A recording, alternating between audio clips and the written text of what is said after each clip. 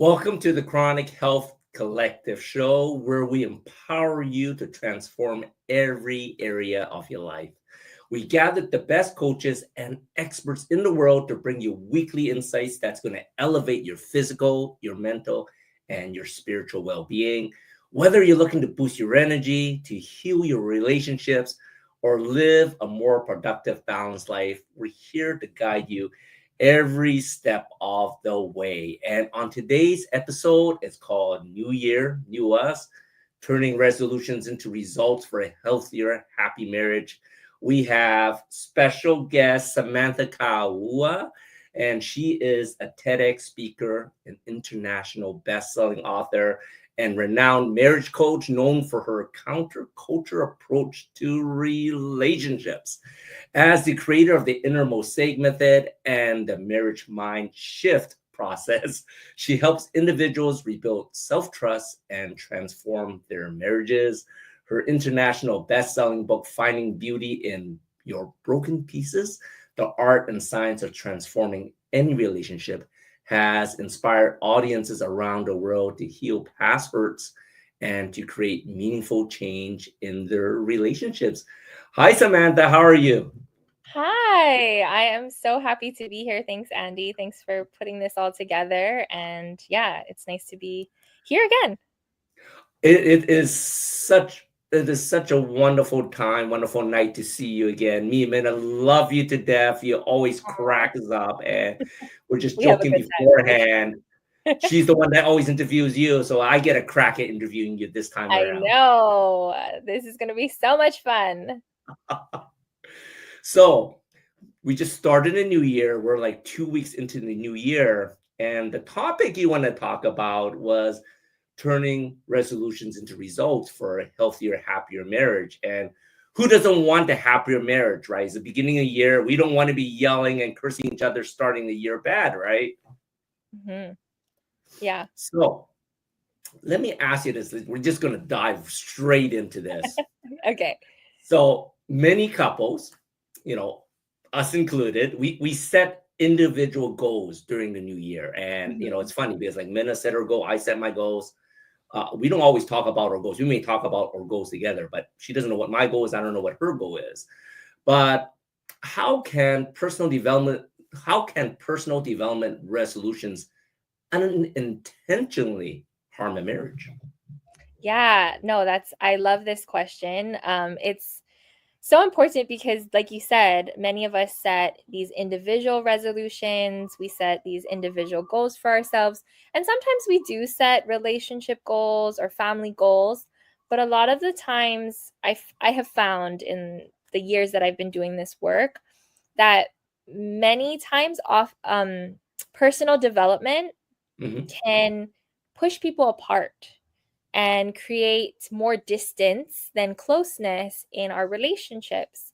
And the reason that happens is because people, it's in our society, we believe it's been kind of ingrained in us that you want to surround yourself with like-minded people, and if your partner doesn't have similar or the same types of goals as you, personal goals, then it's a sign that you're growing apart or that you're not growing together anymore, and that maybe it's time to part ways, right? Whatever that is.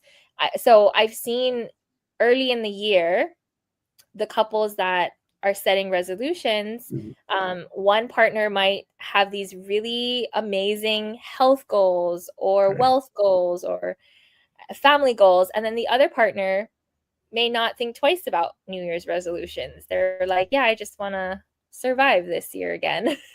Right. or or their New Year's resolutions, it could be as equally ambitious, but in a different direction, right? So if you're like many couples out there that have goals that are not exactly the same as your spouse, I know some couples have very similar goals, but many couples have different resolutions, then I want us to create a new normal where we don't feel like it has to mean that we're growing apart.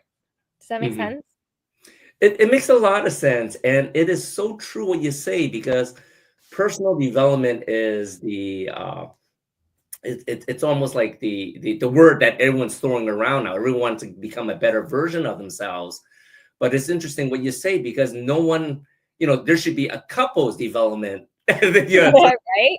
Relationship development. Yeah. Like, and no one ever talks about that, because everyone are thinking about their goals, and a lot of times they're not thinking about what's that bringing in towards their partner and stuff like that. And it's funny because, like I said in the beginning, me and Minna, we set our goals. I don't know what her main goals are, like what her audacious goals are, and she probably doesn't know what mine are. But once in a while, over lunch or something, we would sit down. Hey, so what are we going to do for business this year? Right. And then we just sort of, and is this sort of what I'm thinking? And then we sort of had, oh, that's sort of a shitty idea. We have to rehash this a little bit. Right. But a lot of things, we don't think about that. You just assume that whichever one you decide, that's the direction you're going to go. Right.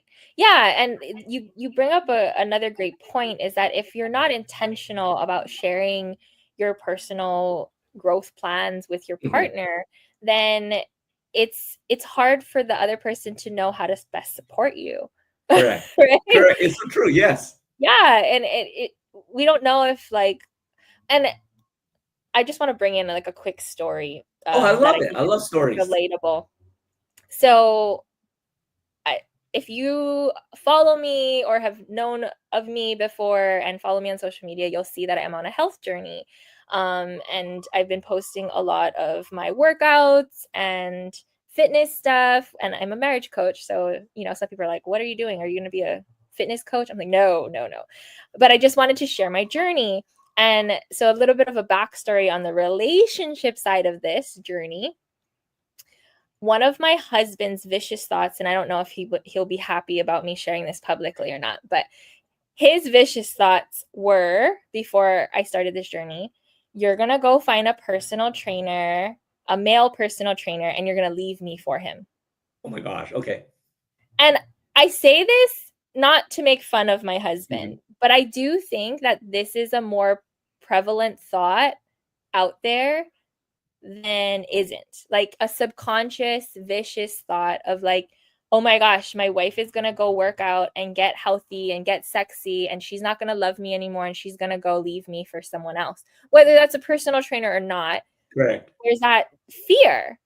And if he didn't feel safe enough to say that out loud to me, and I wasn't in a space to be open to receiving that vulnerable moment, we wouldn't have talked about it. And he would have just sat with that vicious thought for who knows how long. Correct. Being worried about me stepping out of the marriage because I was getting healthier. I was getting more confident in my body. I was working on myself. Correct. But because we started sharing, we had that discussion, and I told him, okay, never in a million years would I end up leaving for a personal trainer. But that is not my intention, and it's not my goal. And I really am. And one, I wasn't looking for a male personal trainer. If anything, I wanted a female, right? Correct. Like I wanted another woman's perspective, and I was looking for a gym that didn't have a lot of men in the gym, and Correct.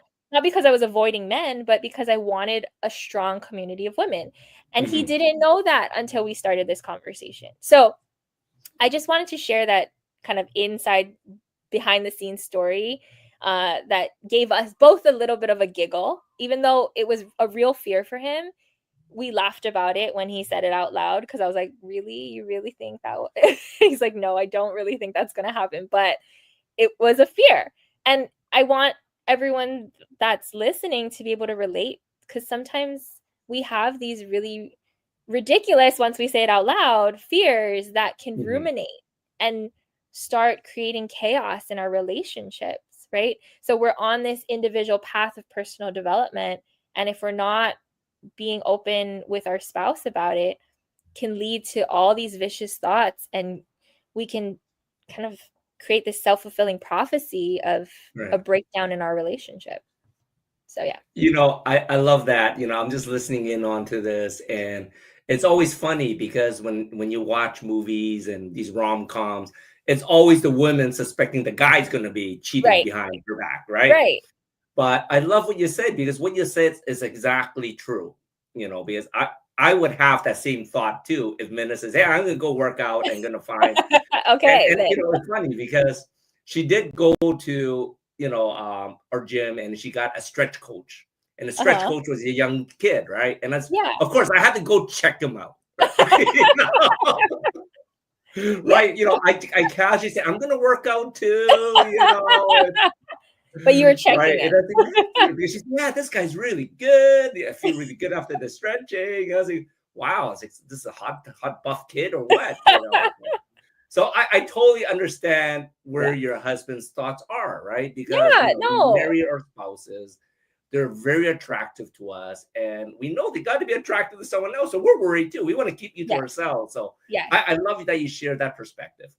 Thank you. Yeah, and I think it's just a real relatable story that not a lot of people think about or want to share, but it's important that we normalize these types of thinking and the mindsets that we can go into if we don't address it, right? And we Correct, don't speak it out loud. Mhm. correct. So let me ask you this, because you created the Inner Mosaic method, right? Mhm. And how does understanding one's inner dynamics help couples to prevent conflict during a new year using the Inner Yeah. Mosaic method?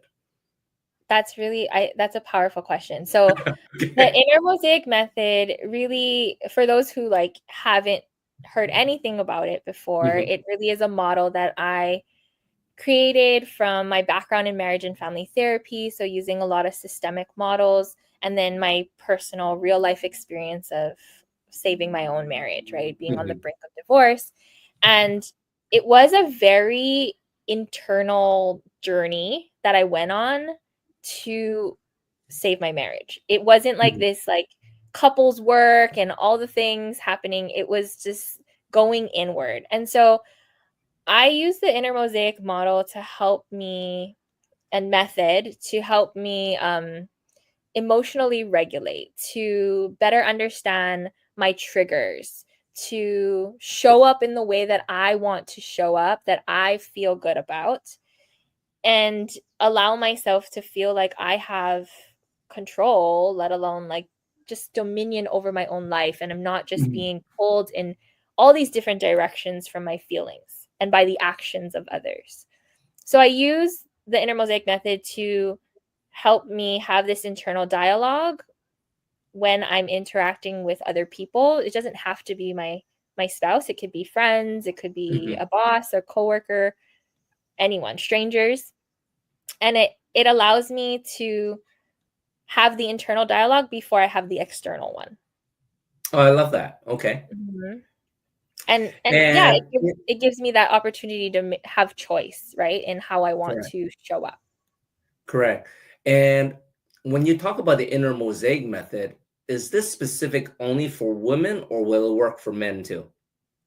No, yeah, I really the goal for the Inner Mosaic method is for it to be a very universal household emotional regulation tool. Like Mhm, it wasn't designed to specifically be used only in marriages. Inner mhm, Mosaic is something to help you self-regulate, something for you to help work through stuck points or trigger points, and so that you can get to the other side and act in a way that you want to and show up in a way that you want to, instead of feeling lost and confused or stuck. mhm. It really is a process to help you break through the barriers, the subconscious mental barriers that have been holding you back, right? So yeah, Correct, it's correct. totally universal, not just for women, not just for marriages. I actually have started teaching my kids to use Mhm. this method so that they can, whenever they're feeling stuck, or they're in a triggered place, that they can actually understand the different parts of themselves that have shown up in that situation. That's amazing. It's almost like self-professional development Yes. at another level. Yeah. Right? Like literally, because it's self-professional development. You're always listening to what's going on, the turmoils, because we're always fighting inside, right? So Yes. it's almost like listening inside to make sure you don't make an ass of yourself when you present yourself to other people. Yeah, exactly. I love that. I love that because Minna just finished reading your book, and Oh, and thanks. she loved it. And I'll be honest, I haven't read it yet. I'm going to be picking up and reading it next. But she Oh, said you thank have to you. read it. You got her on the show, and I forgot I'm interviewing you, and Yeah. there's no way I was going to finish it in time. But yeah, she was saying it's a great method, and everyone should talk about it and learn more. And that's why I was saying, well, how can we use this to help more people with it, right? So Yes. thank you for sharing. So we're going to be right back after this short break. And then when we come back, we're going to dive into how to build a happier marriage from within. We'll be right back of these messages. A life empowered is closer than you think. We're all looking for a better way. Reimagine what's next with a new sense of exuberance. Why not power on like you mean it? Or power off blissfully? A better sleep is a better awake. You've never moved like this before.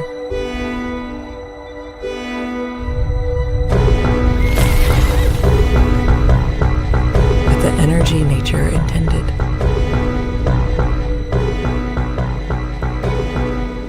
Imagine reprogramming the way you look at the speed of science.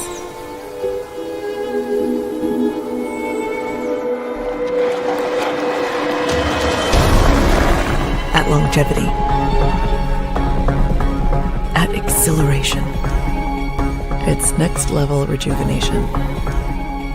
Take control of your well-being from the inside out and outside in. The light within is ready to ignite. Be the light. LifeWave.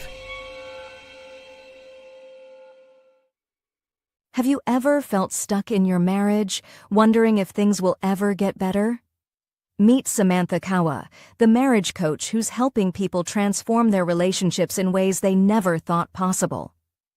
Having saved her own marriage twice, Samantha knows the way forward. If you're ready to rebuild trust, reconnect, and create the love you deserve, visit www.thegems.com today, because the first step to transforming your marriage starts with you.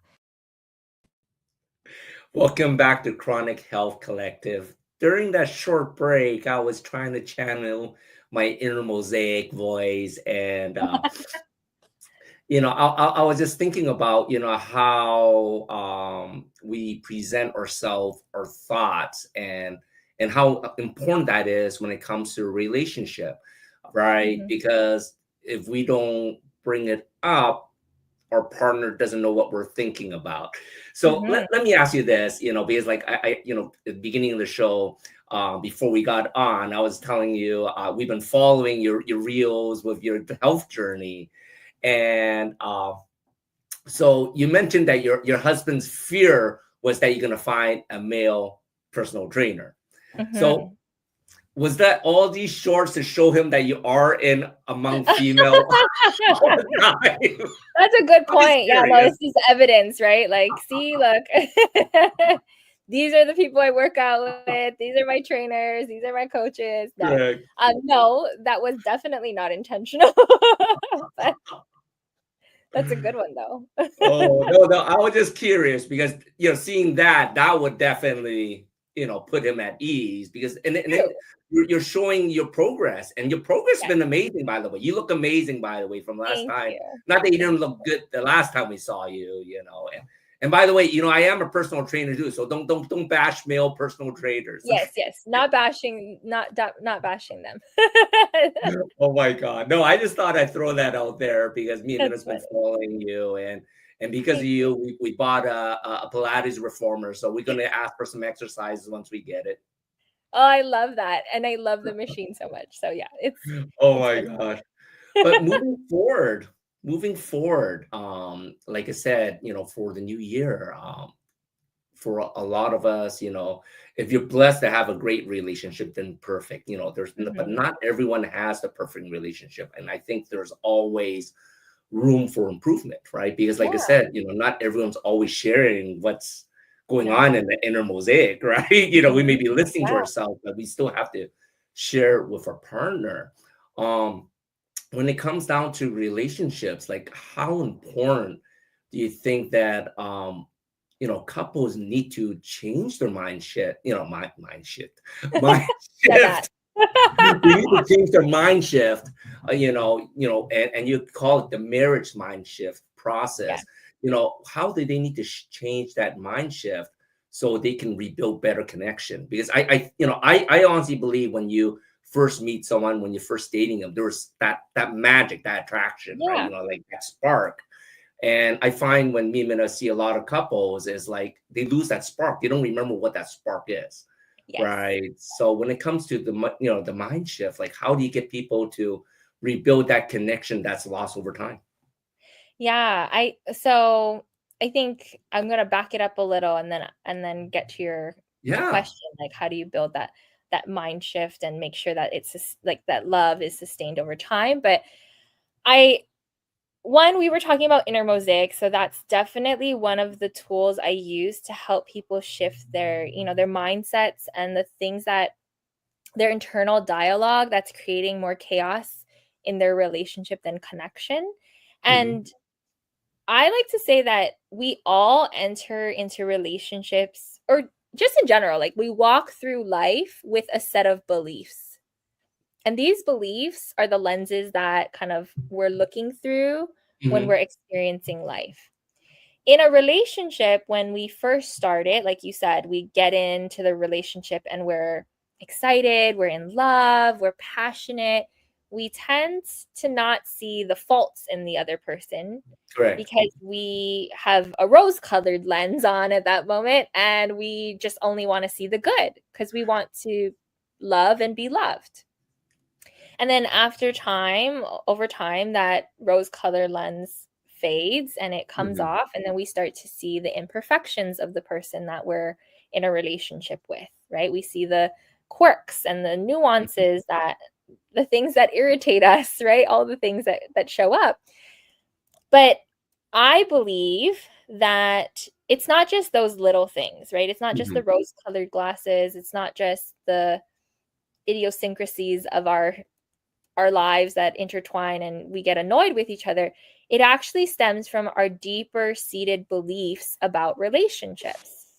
So I think that our belief system and our subconscious beliefs, it could be conscious, but most of the time Hmm. it's subconscious, will create the self-fulfilling prophecy, almost like the relationship that we believe that people have or that Hmm. we deserve. So I think I've shared this in our last episode or one of the other shows that we've done Hmm. together, but that, I had a belief that men lie and men leave. And I Hmm. didn't know I had that belief Correct. until I got into the relationship with my husband. Well, my previous relationship, they left me, right? So Hmm. that was like, okay, then I knew I was I started learning, like I got more codependent at that point. I started getting scared of people like abandoning me and leaving me. And I started putting the pieces together, but it wasn't until my husband and I found ourselves on the brink of divorce that I began to realize the really deep beliefs that I had about men and Hmm. about relationships, right? Because I didn't have not any, but I didn't have a lot of healthy relationships to look up to and be a model for me. Hmm. I was like, okay, so most of the relationships in our family, a very matriarchal family, Hmm. don't end well. Correct. And so I'm like, okay, all the women are very strong and empowered, Hmm. and they end up getting a divorce to the Correct. husbands had. Correct. And also, right, like my just in general, the experiences I've had with my own father and my uncle, who was my second father figure, of, them moving out of my life. So when we're talking about like building this healthier, happier marriage from within, it really starts with checking our belief system and understanding that we have these internal, like, subconscious dialogues that are going on that not control. Yeah, I guess it's control, but that influence the way we react, influence the way we show up in our relationships. And that's what's actually creating more chaos in our marriage than our spouse. Like, you can say, oh, this is what he does that irritates me, or this is what she's not doing that annoys me. But in reality, we're just seeking validation for the belief systems that we've had for such a long time. Yeah. That makes a lot of sense. It's funny you talk about strong women in your family, and my family's all like that. My mom, my sister, it's all dysfunctional. Maybe that's the way I turned out the way I am to try to have a decent relationship with Minna. But I totally hear what you say. But it really sounds like the Inner Mosaic really helps you start finding all those limiting beliefs that are embedded in you as you're growing up. Because like you said, you see it on your grandparents, your mother, even the way your father is, and so on and so forth. And those beliefs start being ingrained in you. Yes. And then when things start happening, just say maybe your husband comes home late one day, now you start thinking, self-fulfilling prophecy that those limiting beliefs are coming out, right? Like, is that sort of what you mean? Like, I'm just trying to get a grasp of it. Thank you for asking the questions. So I just to like tie in the Inner Mosaic and our belief systems, I feel like, how's the best way to put this? So Inner Mosaic, the way that it works in a relationship that's really helpful is, most people believe they have a communication problem between them and their spouse. But the communication problem actually is within themselves. They don't know how they feel. They don't know what's really going on. They don't know what's causing them to be so upset over something so minor that their spouse did, right? Like, you didn't pick up the sock from the floor, and that means you disrespect me, and that means you don't care, and that's like the 100th time you left it there, and that means you want me to do it, right? Like, we can create all this meaning to different things, but until we actually take a look at our internal belief system, our internal dialogue, and have that moment with ourselves, you won't be able to articulate that to your spouse, right? You won't be able to say, or my husband has done his own Inner Mosaic work without me even teaching him about Inner Mosaic, because he was resistant to that for so long. But the fact that he was able to articulate his fear of me finding a male personal trainer and then leaving him for that personal trainer meant that he did his own internal work to be able to articulate that fear. Because a lot of the times what it shows up as in other relationships, because I've seen this in other relationships with other couples, is it's just, no, like, I don't trust you. I don't trust you with other men. Like, I don't want you to be hanging out with, like, all they're going to do is hit on you, and all they're going to do is, like, that is the same message essentially, but delivered a lot differently. Right? It's this anger and kind of like possessiveness versus coming from a vulnerable place of fear and saying, well, I'm just afraid that you're going to leave me. Correct. Because you're going to get fit and in shape, and like, people are going to hit on you more, and you're going to like that, and you're going to go, right? There's someone definitely better looking than me, and there's someone definitely more whatever. And so that's evidence that he's able to have an internal dialogue with himself, and that younger version of himself that is scared of being left, being abandoned. That makes a lot of sense. And I'm sure with this conversation, you're scaring a lot of the men out there trying to rethink why the women are going out to these boutique fitness places to work out. Is it really just a I'm women sure movement? they've already had that thought. I'm not the one putting the, the thought No, in but their it's head. great. It's great because I think this, like a lot of people say, oh, this show is great for women. But I think a lot of the men can learn from the lessons from all the speeches, even from like marriage coach from you, because most men think, well, we got it. We let our ego become our ego, and we think we can solve everything, right? And we hide everything, and I think that's the biggest problem. But sometimes it's good, like you said, for your husband to show some vulnerability, and for guys, Yeah. it's hard to show that vulnerability. That is actually really doing some serious internal work to do some vulnerability. So no, thank you for sharing that, because I just don't want people thinking that, oh, only women can do inner work.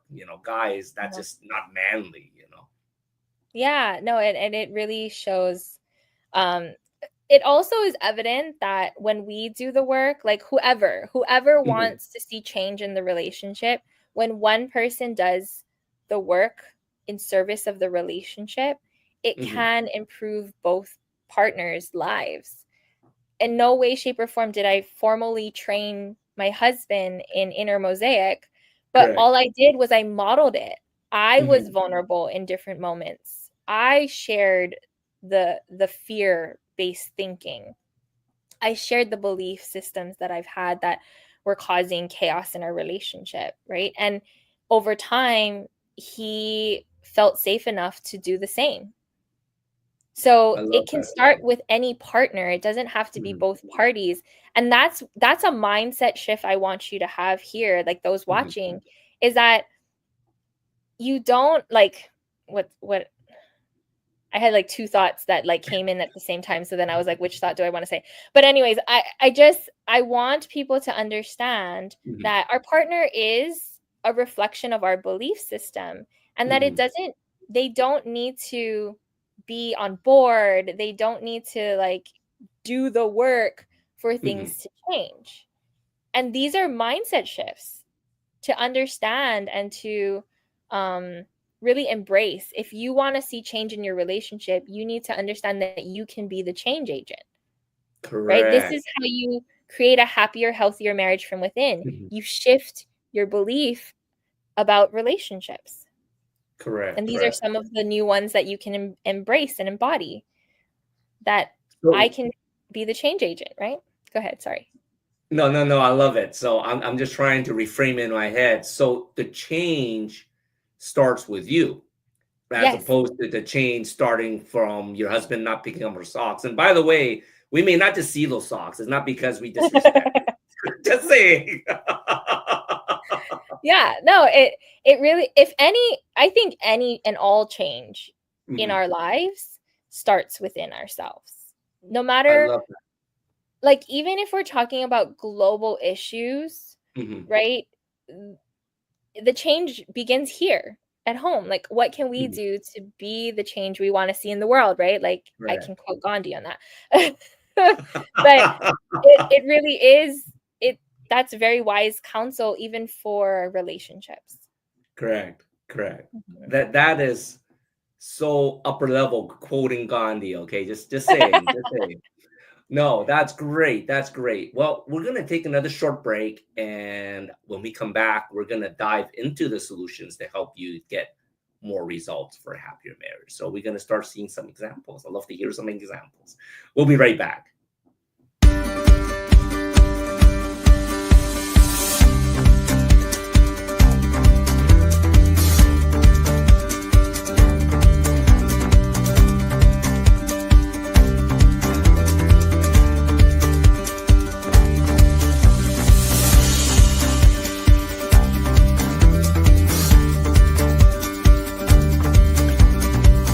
Attentive to what you tune into, attentive to love and curiosity, interest and enthusiasm.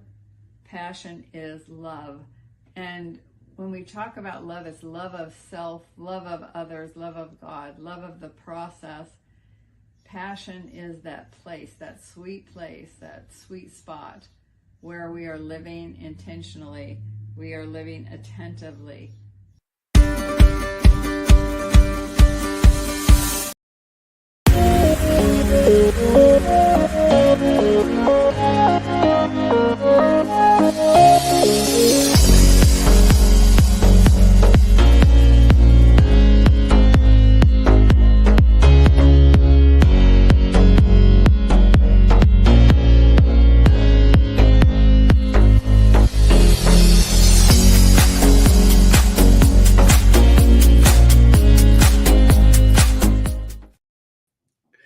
Welcome back to Chronic Health Collective. So, oh my God, you got me thinking so much over the last two segments there, Samantha. Is like I'm gonna have to work on my inner feelings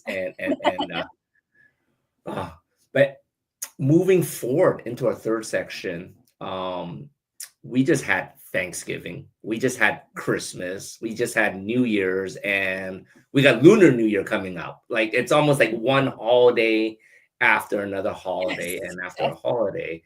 And I think a lot of people think holidays are great, but holidays are actually quite stressful. Yes. Right. And I think that for a lot of families, a lot of crap happens during the holidays. Like you may put a happy face.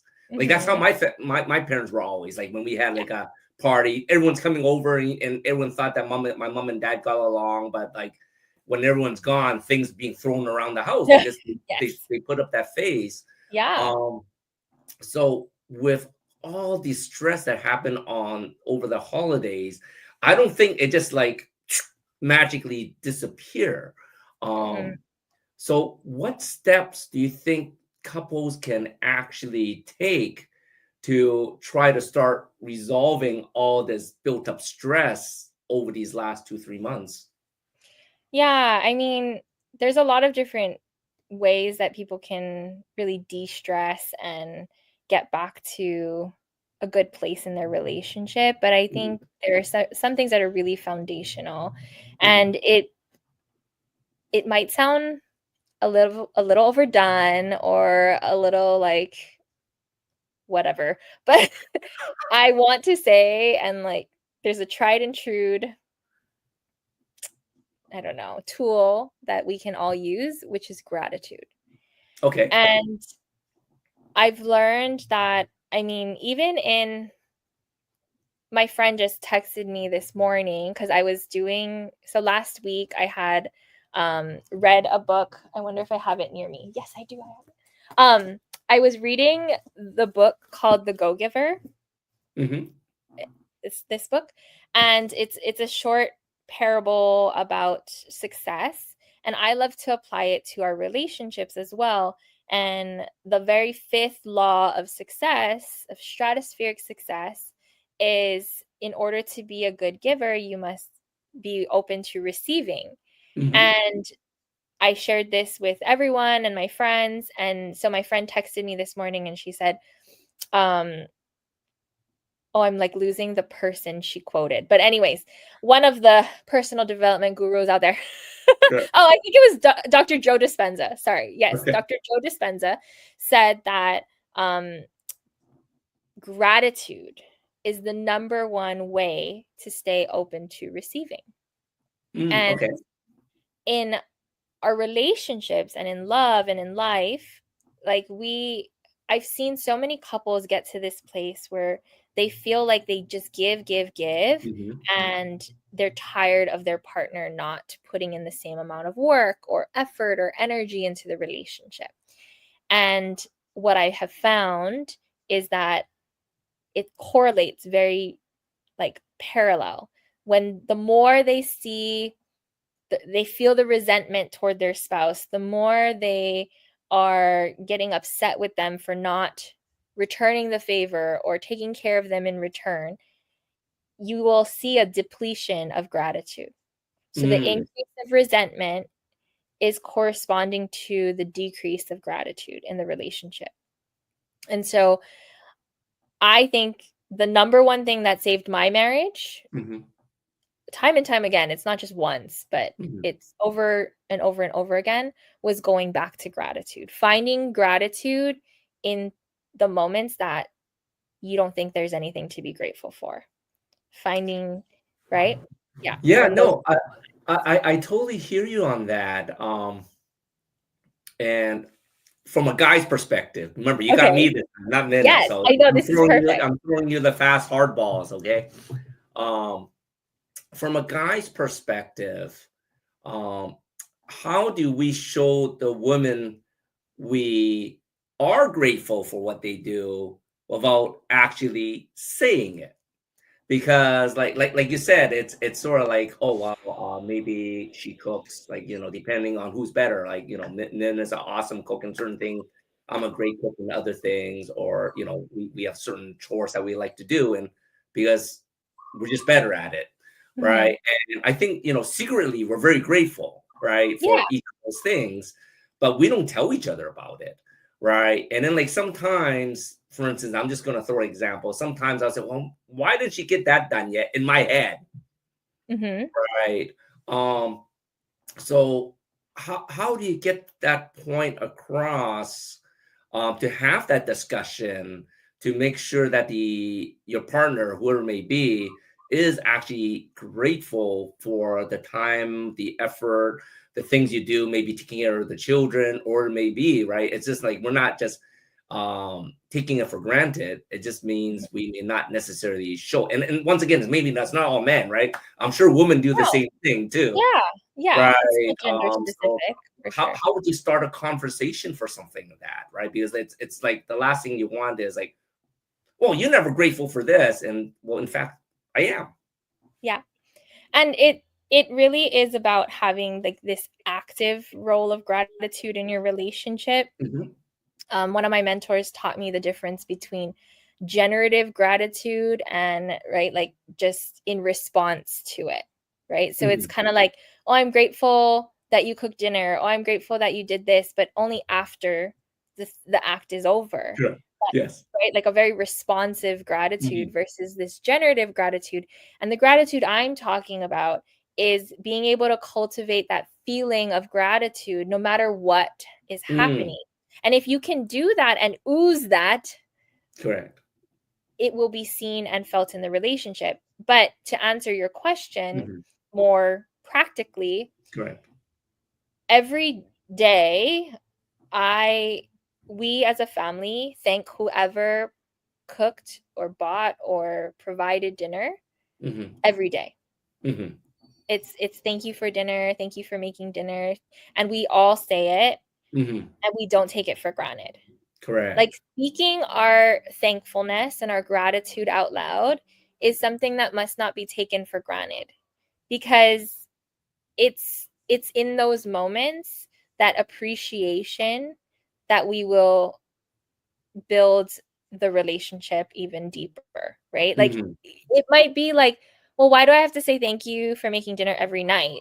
Correct. You know, it's that's their job, or that's what they do, or that's what they're good at. Like, Mhm. they know I'm grateful for it because I'm eating it and I'm enjoying it. I say, "Oh, this is good."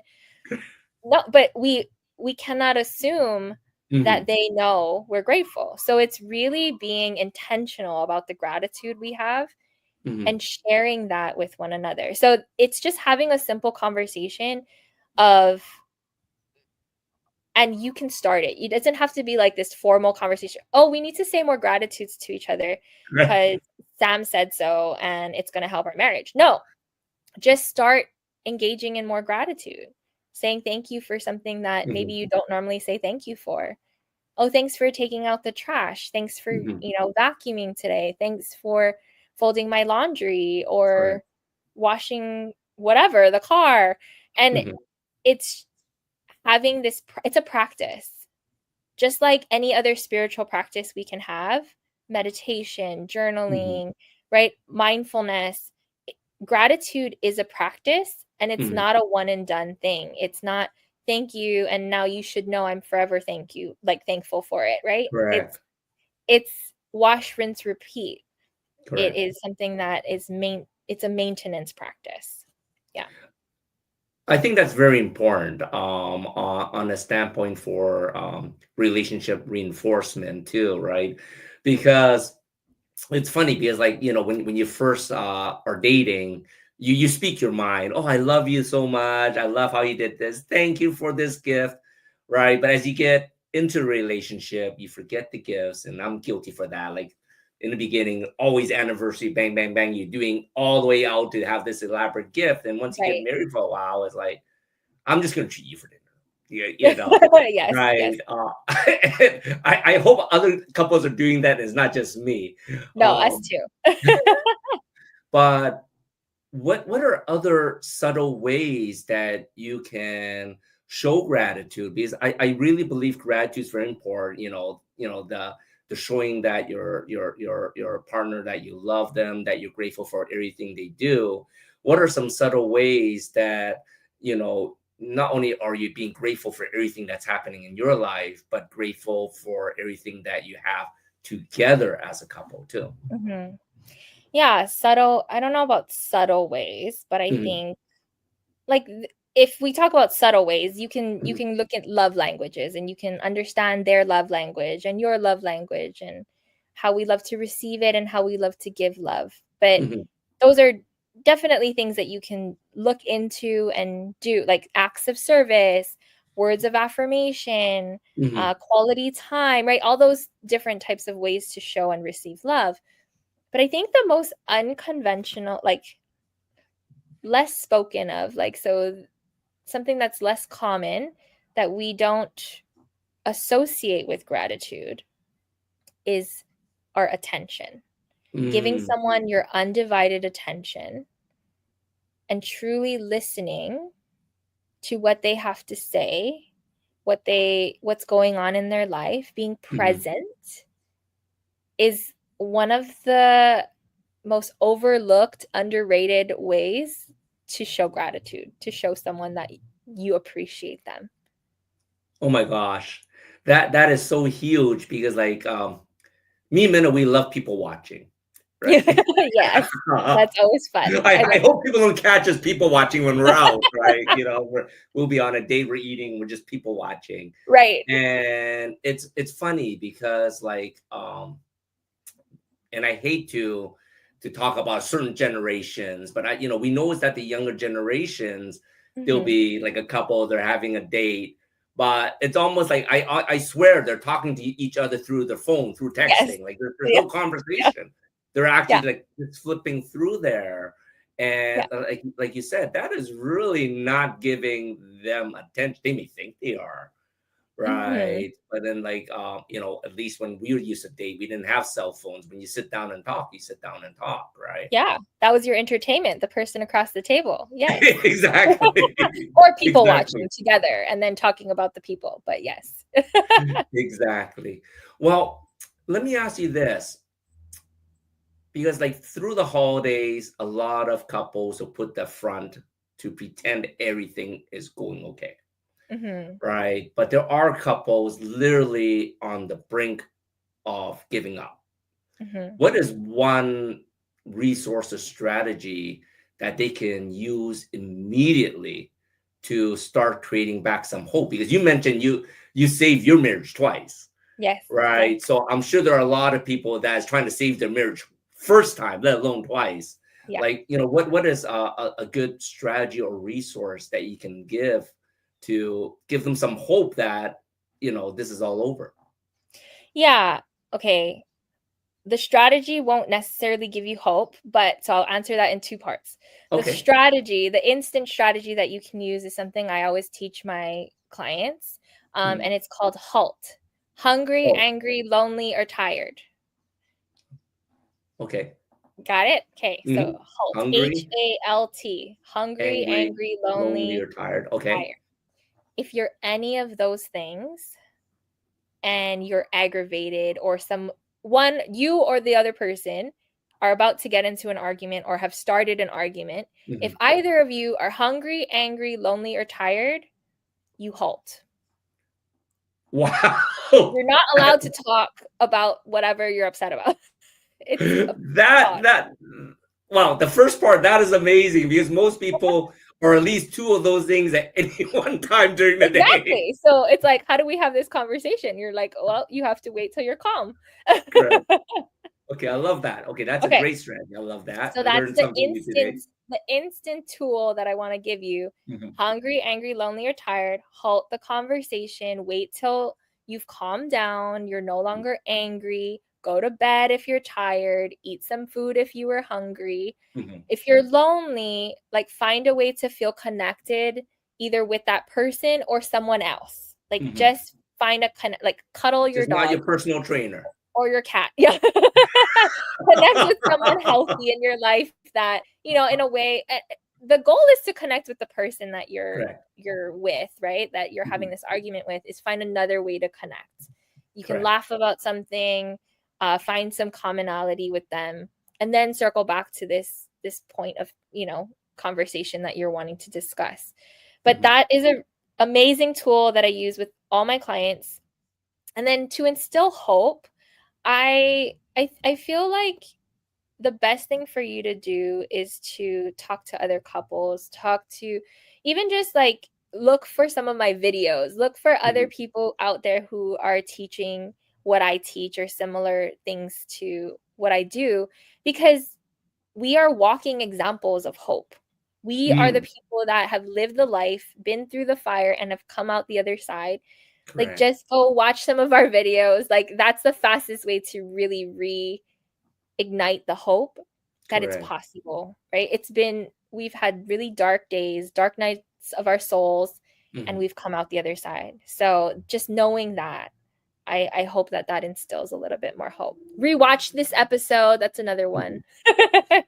No, I agree, you know, because I think that's where a lot of people, you know, that's where inspiration comes, to see that it is possible, because Mhm. there's always someone that's in a crappier situation than they are in, right? Yes. Yes. Yeah. So again, find gratitude. Yeah. And that can also give you hope. Like, you know that you're not in the worst situation in the world, that there's always someone out there that is in more poverty, more heartache, right? More disaster Mhm. than we are. And like, because if we're watching this and if we have the resources to be even learning this information, we Correct. are in many ways privileged. So just connecting back to that, connecting back to gratitude, and knowing that other people have been through the same fire you're in right now and can help you to the other side. Perfect. Perfect. No, I think there's so many things that every couple, every person, regardless of the couple, have learned today. I love to end with a quirky question, because me and Minna Okay. are the foolish couple after Yes. all. So if your inner mosaic method could be turned into a romantic comedy movie, what Uh-huh. would that title be, and who would be the lead characters? Oh my goodness. Okay, you're gonna like um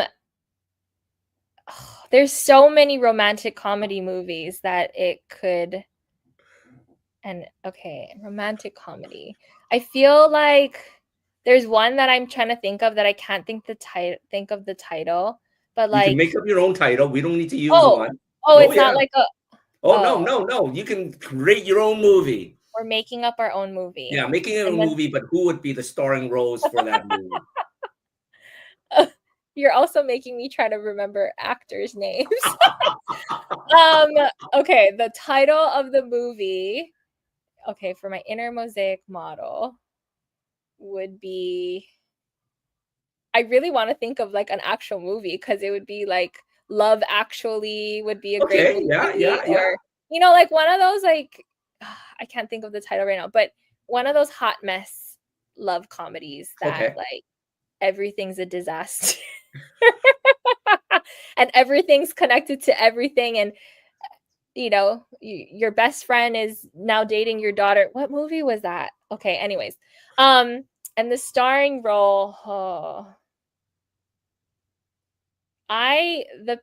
one of my favorite actors, I have a lot of, I like Mark Wahlberg, because Okay. he's comedy slash like serious. And then who would be the woman? I'm only saying this because she's the person that popped in my head, but like Anne Hathaway. Oh, okay. I love them. I love them both. No, Mark Wahlberg and Hathaway. That would be a very funny movie. I don't think they actually ever done one together, so I that might be know. So one. even more so, You I'm know, like, I wonder you why could I thought of that. maybe, But we're throwing out a universe and they can get it out there.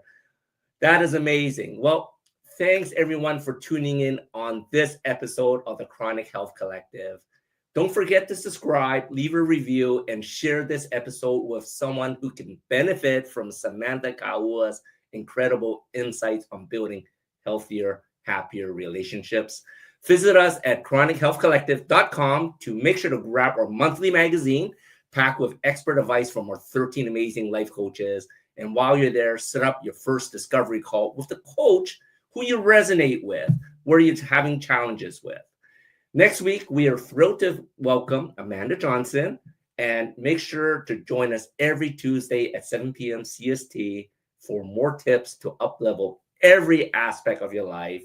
And if you missed that episode, catch us anytime at watch.e360tv.com on the Vitality Network, or of course on our YouTube channel at Chronic Health Collective. Until next time, we'll see you and hope everyone's living a chronically healthy life. Thank you so much, Samantha. Thank you, Andy. See you soon. We'll see you soon. Bye now.